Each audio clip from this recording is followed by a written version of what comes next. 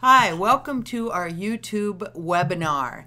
Today we're going to be talking about research and development strategic directions and Iowa connectivity for Price Laboratory School. My name is Dr. Jody Stone and I'm a professor of teaching and science education here at UNI. And my colleague is Dr. Lynn Countryman, and I'm the interim director at Malcolm Price Laboratory School, which is legislated as Iowa's Research and Development School.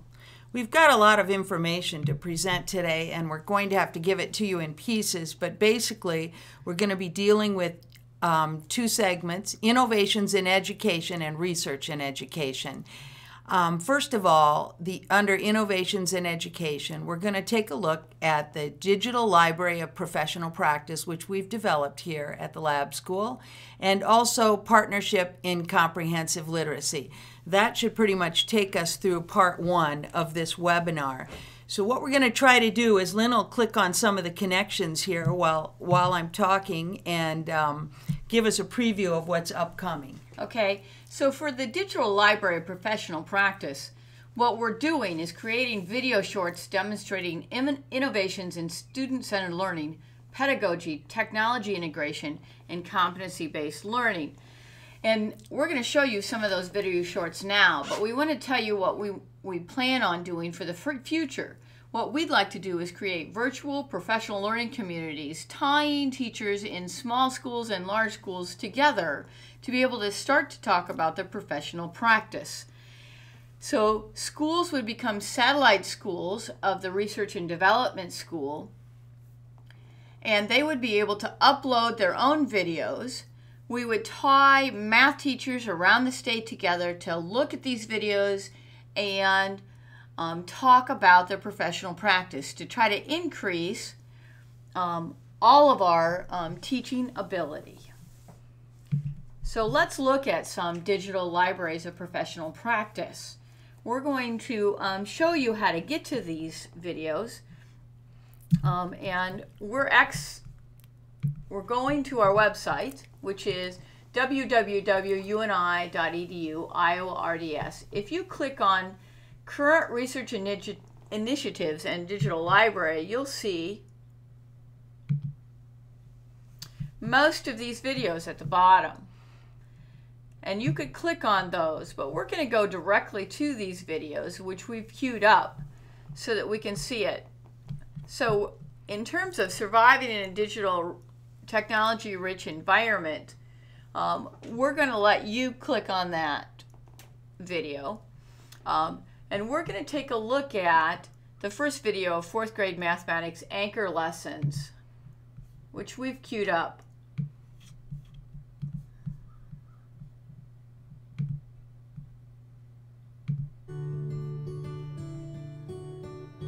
Now we're going to go to full screen.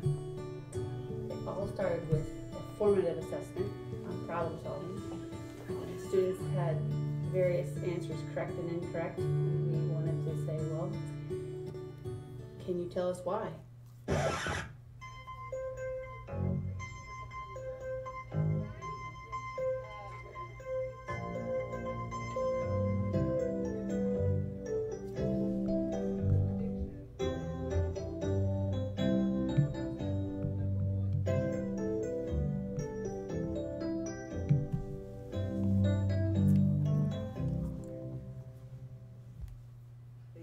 Didn't know sometimes when to use the correct operation, whether it was addition, subtraction, multiplication, or division. So when you think of operation, you think of doctors. So that was really the driving force behind dressing up as doctors, so that we could really play on that word operation and having them look at the role of a doctor and how that is similar to figuring out a story problem. What else? That made it that anchor lesson for math. You always have anchor lessons for reading, but then when do you really get down to the anchor lesson for math? So I thought, well, we can pull this off and let them see if they can make those relationships between the doctor and the operation that they were actually performing in their problem, and what things does a doctor need to do that is similar to what they need to do as a student performing the task of solving a problem. I'm such a good doctor that I'm not going to double check my work, and I'm just going to... That gives you a taste of that video. Now we're going to take a look at engaging students in mathematics through technology. And while Lynn's queuing that up, let me add that our high school has a one-to-one initiative now, and the students in Josh's math class, high school math class, are pretty computer savvy, and this is a computer-rich lesson. Go ahead, Lynn.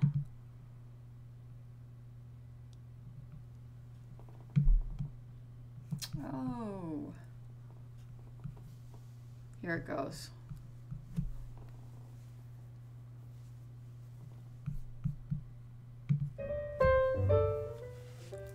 The project was thinking with kind of the end in mind here. The end product that we wanted to produce was an actual miniature golf course in our classroom.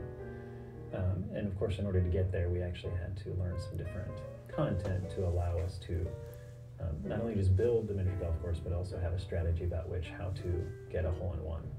So we had to figure out several kind of benchmarks along the way of what we needed to accomplish and what content we needed to learn to be able to produce this miniature golf course in the classroom. So one thing along the way that we had to do was be able to incorporate that back into congruence. So we've been talking about what congruence means, specifically used in sufficient conditions for congruent triangles. We had to build that piece in, but also we looked at it in terms of transformations. So the connection was there. We went from congruence, and then we talked about congruence preserving transformations. First transformation was reflection, and how when you reflect an object across the line of symmetry, you end up with a congruent object. The reflections would allow them to find the path of the ball that would be needed to get the hole-in-one. So it wasn't just a matter of putting together different holes and testing to see where that hole-in-one would be. They actually had to show through drawings, through diagrams, through video or pictures of their different holes that they created, that they actually knew exactly where that rebound needed to be. So most of the students, when they were going through, we had several of them actually, of course, that did the minimum requirement, but then we had a couple of the groups that chose to do 3 or 4 reflections, which of course was even more difficult in terms of performing the reflections to show what their path of the ball would need to be when they're performing 3 or 4 or 5 reflections even.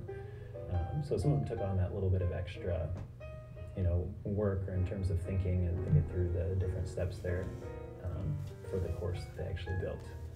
But a lot of the different students went about it in different ways too, which was what I enjoyed seeing. Some of them started from the pencil and paper, and they wanted to draw out their diagrams at first and draw out what their hole would look like and what materials that they would need, tables, 2x4s, bricks, whatever we could find to rebound something off of.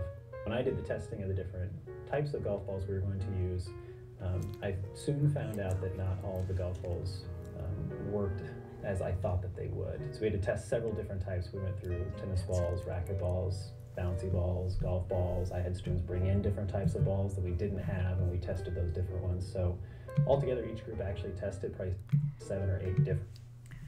So that's another type of one. We have a technology teacher, and what I want to also say about that is that you saw in the first video with the 4th grade mathematics anchor lessons, you saw our incorporation of university students in that class, and that was actually a methods class in mathematics, where the mathematics teacher brought those methods students down, and they actually participated. In this one, you see his class using iPads, and we're doing a research piece on iPads versus MacBooks. And that class that he was showing was actually doing iPads. So let's look at the technology piece. We have a teacher that was doing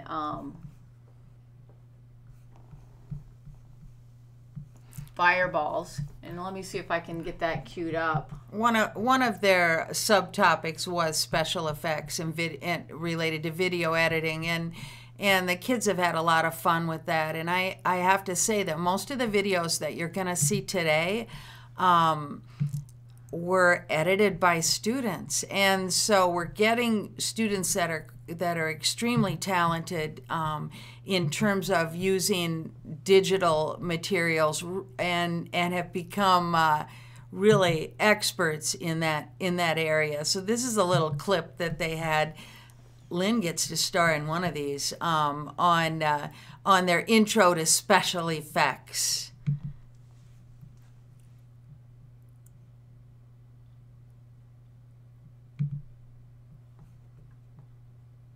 And this is a short one.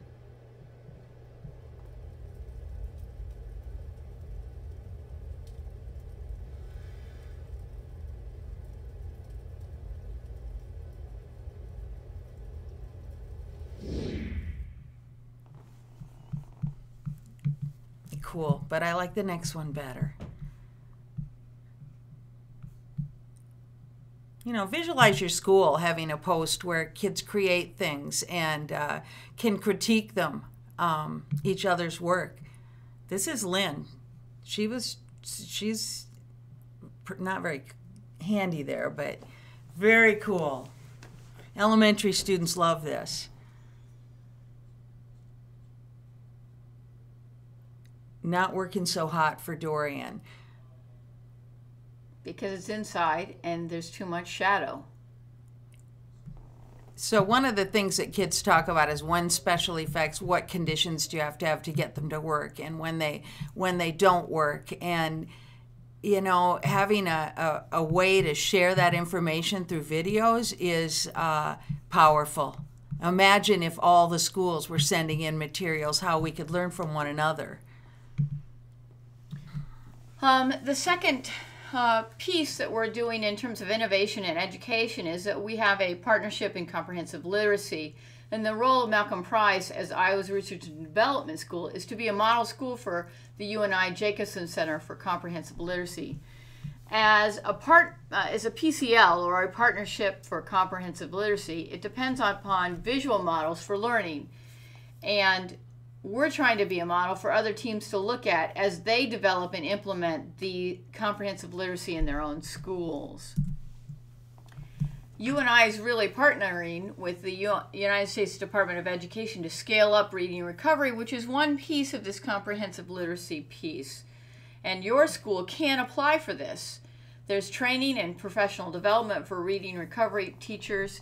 And if you go here, which is UNI, www.uni.edu/COE, which means College of Ed, /RRCI. This tells you about that reading recovery piece. And now I think that's about all the larger this first part can be. And stay tuned for part 2.